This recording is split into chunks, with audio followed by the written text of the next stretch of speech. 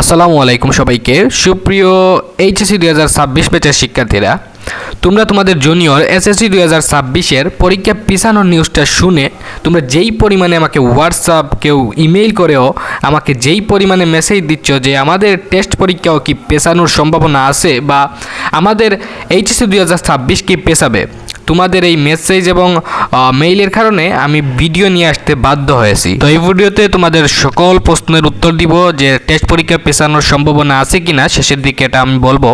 তো তোমরা মনোযোগ দিয়ে ভিডিওটা শুনবা। তোমাদের জুনিয়র এসএসসি সমমান পরীক্ষা অনুষ্ঠিত হয় তোমরা জানো ফেব্রুয়ারির দিকে। যেহেতু এবছর ফেব্রুয়ারিতে আমাদের জাতীয় নির্বাচন, তাই এবছর এসএসসি সমমান পরীক্ষা অনুষ্ঠিত হবে মে জুনের দিকে অথবা জুনের শেষের দিকেও হতে পারে। এবার আসি তোমাদের দিকে, এইচএসসি 2026 তাহলে কি পিছাবে?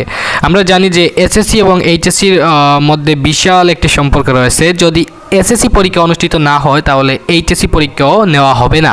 প্রথমত এসএসসি পরীক্ষা শেষ হওয়ার পরে তারপরে কিন্তু এইচএসসি এক্সাম অনুষ্ঠিত হয়। তো শেষের দিকে তোমাদের টেস্টের ওপর কিভাবে প্রভাব পড়বে, টেস্ট কি পরিবর্তন হবে বা ফেব্রুয়ারির পরে তোমাদের টেস্ট পরীক্ষা হবে, এটা আমি শেষের দিকে বলবো।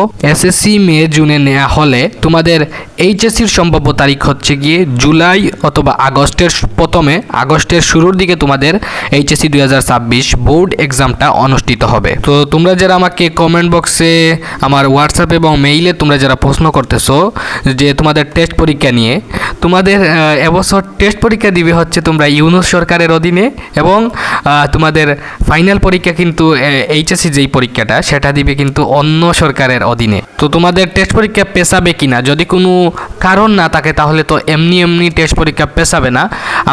আমরা জানি যে ফেব্রুয়ারির 12 তারিখে হচ্ছে গিয়ে জাতীয় নির্বাচন, আর আমাদের টেস্ট পরীক্ষার সময় দেওয়া হয়েছে 26 তারিখের ভেতরে। প্রতিটা কলেজকে বলা হয়েছে 26 তারিখের ভেতরে পরীক্ষা নিয়ে এবং রেজাল্টও কিন্তু 26 তারিখের ভিতরে প্রকাশ করার নির্দেশ কিন্তু শিক্ষা বোর্ড দিয়েছে।